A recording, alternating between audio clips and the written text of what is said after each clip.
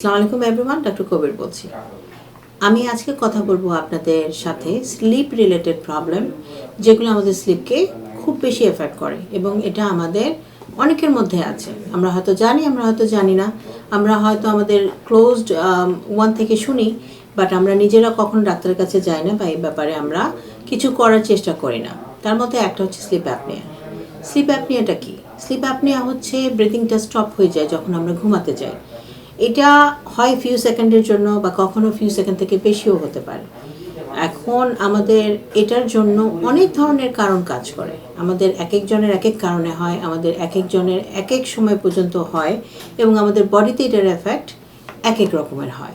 এটার জন্য সবচেয়ে আগে দরকার ডাক্তারের কাছে যাওয়া এবং ডাক্তারের কাছে যে ইভ্যালুয়েশন করা, স্লিপ টেস্ট করা, টু ফাইন্ড আউট যে কেন সমস্যাটা হচ্ছে, কোথায় সমস্যা হচ্ছে এবং সমস্যার গভীরতা কতখানি।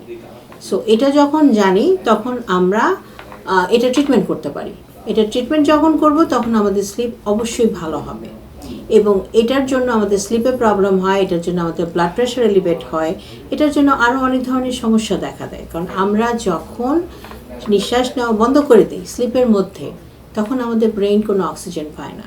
এটা ব্রেনের জন্য খারাপ, আমাদের বডির জন্য খারাপ।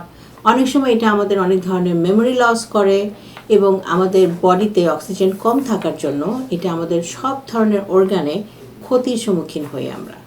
এই কারণে স্লিপ অ্যাপনিয়া আমাদের যদি থেকে থাকে, আমাদের এটা অবশ্যই ইনভেস্টিগেশন করা উচিত, ডাক্তারের কাছে যাওয়া উচিত, পরামর্শ শোনা উচিত, টেস্টগুলো করা উচিত, অ্যান্ড দেন ট্রিটমেন্ট করা উচিত। Thank you everyone. পরে আবার কথা হবে।